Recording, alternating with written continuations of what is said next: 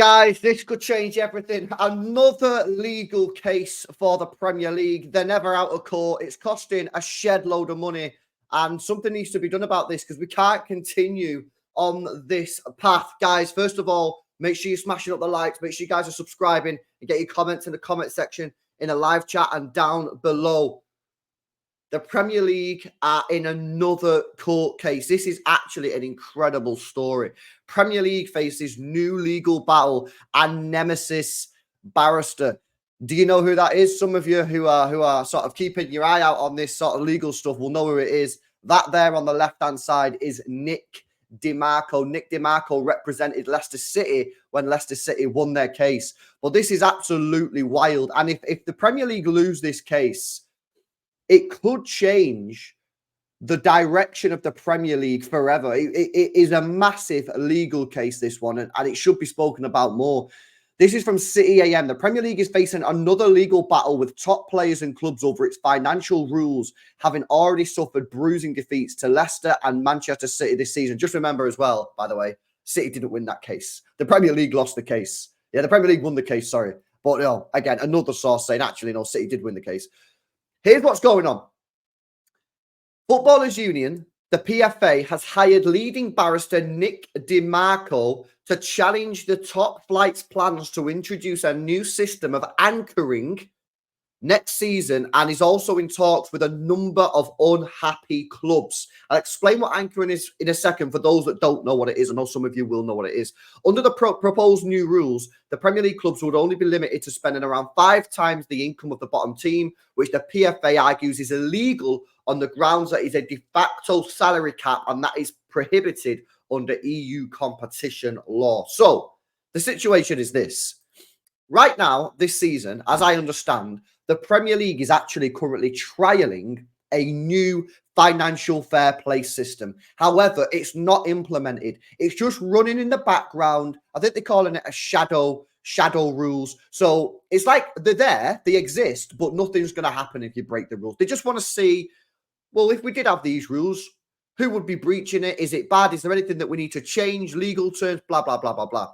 And effectively what it is, it's saying, we don't want to have a league where City, Newcastle, blah, blah, blah, can spend so much more than a bottom club. And one of the ways we're going to do that is say to the top clubs, you can only spend a certain number, certain times percentage or whatever of the bottom earning club in their TV revenue deals. So let's just say, for example, yeah, Southampton earn £100 million this year from TV sponsorships, whatever, TV rights. City would only be able to spend, if it's 4 times, 400 million, 5 times, 500 million, right? And that's not just on transfer fees, it's on wages, it's on amortization, blah, blah, blah, right? That's what it is. Now, again, as I've said to you guys many times in the past, the idea is not a terrible idea. The problem is when you implement it, you've got all sorts of problems. First of all, if City, United, Liverpool, Arsenal are earning 800 million, 900 million pound in revenue, and they have the financial capacity to spend the money on the players, then why are you restricting them? Where is that money going? It's going to go to the club's pockets. It's going to go to the shareholders. Is that better? And what the PFA are, who represent the Players Football Association, so this represents the players, they're saying effectively what this is going to do is introduce a de facto salary cap, which to be fair, they are right in saying that, because it would restrict the amount of money clubs can pay players. Therefore, it's not boom, salary cap, but it is basically a salary cap. And they're saying that is prohibited under EU competition law. Now, the PFA have previously succeeded in blocking plans by the EFL to introduce salary caps in League One and League Two. So they are not allowed to introduce salary caps. So all the PFA have to do here is prove one way or another that this anchoring system, this new rule that the Premier League want to introduce, is basically a salary cap. If they can do that, if they can convince a panel that that is a salary cap, boom, the rules get scrapped. The rules get scrapped. And it's another crushing blow for the Premier League in court. The Premier League, guys, cannot carry on down this road of having legal case after legal case after legal case, especially when they're losing. It's not too bad if they're winning everything. And they're like, fucking people are suing us left, right, and centre, but we're winning everything. Our rules are tight. They're losing. They're losing their cases. The Premier League have to stop. They need to take a step back. Assess the whole situation. They need to address football financial fair play. They need to address it all, but they need to step back. They need to first of all identify what are the goals, what are the objectives here. Are you trying to stop clubs spending money because you really don't want them to go bust, which is our BS? If you honestly think that the Premier League care about that, then I think you're very naive. My opinion, you might think they're all nicey and they wanna care. I don't personally believe that. I'm a cynical guy. Yeah. Maybe you believe it. Nice. If you do believe it, good, because it's probably a better frame of mind. Yeah. I don't personally believe that they care one iota, yeah, about what the clubs are doing in terms of going bust or whatever. If they did, they would have saved some of the clubs that have gone bust in the past. Yeah. So here's the thing, right? Where are we at now with this? This anchoring rule seems good. It's like, oh yeah, the clubs can't spend way much more than the bottom teams. The problem is the bottom teams, yeah. Do they really care about staying in the division? You see people like Gary Neville, and Gary Neville's an interesting one because he now doesn't support FFP in its current form. But at the same time, the guy's a bit of a waffler, and that's why I have a bit of a problem with him. Listen, I respect the fact that he's coming out here and saying FFP is not good and PSR is not good and City should be spending and Newcastle should be spending. I respect that. But at the same time, I can also call him out on something else. Yeah. And he's saying that all these teams that are coming up, there's a huge gap when the teams get promoted. There's a huge gap and they're just going to come up and get relegated. Yeah, because the transfer activity is shit, Gary. It's got nothing to do with the fact that they've come from the Championship. It's because their transfer activity sucks ass. And people will say, I know I'm going to get this in the comments. People, you think you know better than the Burnley guys, the Burnley sporting directors. You know what? Actually, yeah, I do. Because I called it out, yeah, and not just me, yeah. I remember doing the watch along last season. First game of the season, City played Burnley, right? And I say this all the time because it was facts. And it wasn't just me. People in the chat were saying it as well. Match day 1 of the Premier League last year, City went to Turf Moor. Game 1, right? We beat them 3-0. Kevin De Bruyne got injured, right? I said in that game, right, that they're going to struggle this year because they've not got a striker. Lo and behold, they scored the second lowest amount of goals in the Premier League and they get relegated, right? Their transfer activity, they didn't buy a single player over the age of 24. A single player over the age of 24. They bought a goalkeeper, James Trafford, big up because we got 20 million out of it, right? Who was young and pretty inexperienced. And then people like Gary Neville go, Burnley can't compete because they don't have the finances and the gap's too big. No, they can compete. They spend the money poorly. I've said this to you time and time again.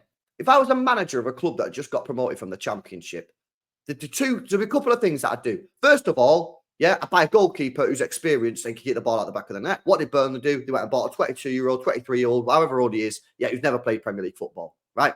Risk. Didn't work out, yeah? The striker didn't have a proper striker. Seen it, they scored the second. Called it out match day 1. Scored the second least amount of goals in the Premier League, right? So, again, and they don't buy any experience. They have nobody purchased over the age of 24. These clubs are not interested about staying in the Premier League. They bought Odebert for 17 million euro. 1 year later, get relegated, flog him to Tottenham for like 35. They are only interested in turning a profit. But we've all been conned into believing that actually, there's something wrong with football. There's something wrong. We need to sort it out. No, I'll tell you what's wrong with football, yeah? We have a load of owners that own football clubs that are not interested in succeeding, are not interested in winning, are not interested about properly building the football club up. Yeah? We have a media that rave and praise teams like Brighton for what?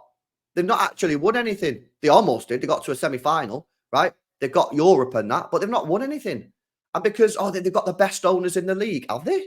Have they? They sell all the best players and don't go out and buy the same caliber of player.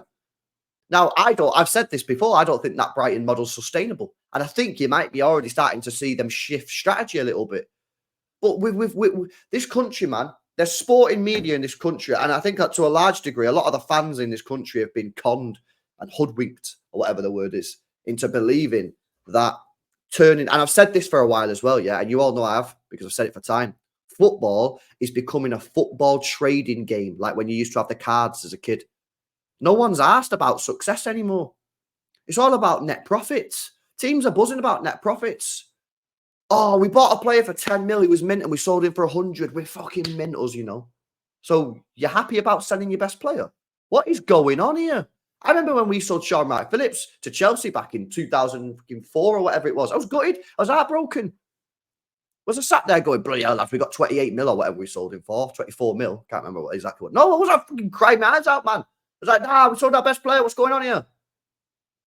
And it's like, bro, the fans in this country are being hoodwinked into it. And it's just wild. And you've got people who don't speak the true narrative. I've got no agenda here. My club's winning everything. I could sit here and be like, yeah, we've got, this is bad, guys. Yeah, we need to sort it out, just go along with the mainstream media and it's easy for me, you know what I mean? But, bro, I just think, like, what are we doing here? All these fans, these media people getting involved, saying lies and incorrect information. When you actually look into it, like I did, when I actually went, okay, let me have a look why Burnley got relegated then. I called it out match day 1. I looked at the transfer activity. It's all dead. They're not signing any players over the age of 24, which you need for when you need experience. And then they sell Odobert for a 10, 12 million pound profit. Come on, man. It's staring you in your face. All you have to do, you actually just have to look. It's just a good transfer match. Look at what transfers they make. Look how much money they spend. Look at the club's revenue. Look how much money the club got for getting promoted, and then look how much they spent.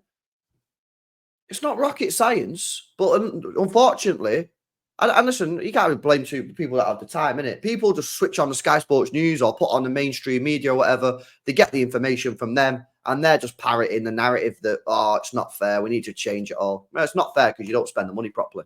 Yeah, and listen, I get it.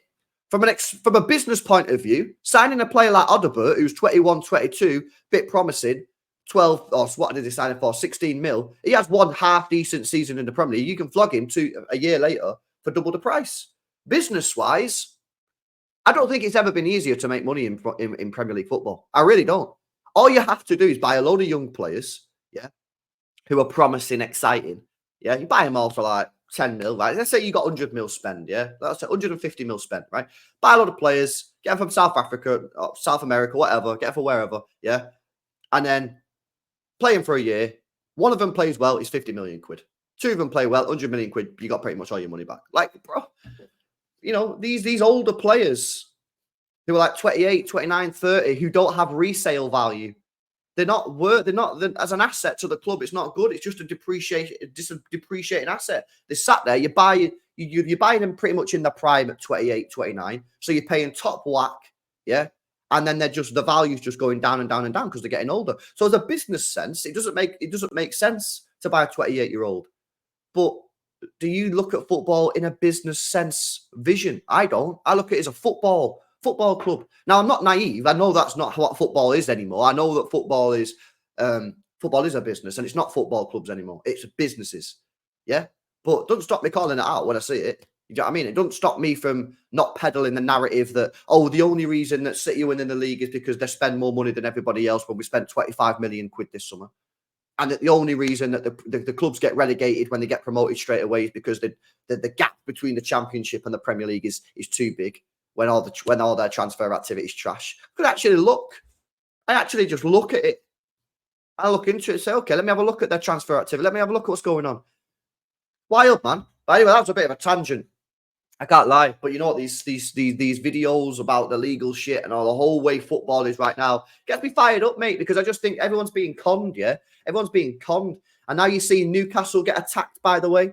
Newcastle are getting attacked again by the Premier League. And, oh, mate, I just think that, like, the Premier League needs a long, hard look at itself.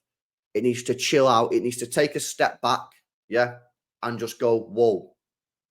How have we got in this position? Where have we gone wrong here? What are our goals? What are our objectives? Let's do it properly. And they're not doing it properly. Anyway, that was a bit of a tangent. I will whack that article in the description of the video if you want to watch the full thing. Obviously, I can't read it all; it's quite long. But if you want to watch the full thing, you want to read the full thing. I'll whack it in the description.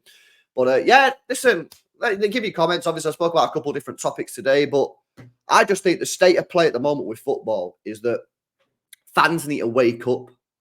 Fans need to wake up and smell the coffee. Stop believing everything you get told. Stop praising net profits and selling your best players. What for 100 mil? Be like, yeah, fucking our owners are mint. Wild. Smash a like, subscribe, give us your comments down below, and I'll catch you in the next one. Peace out.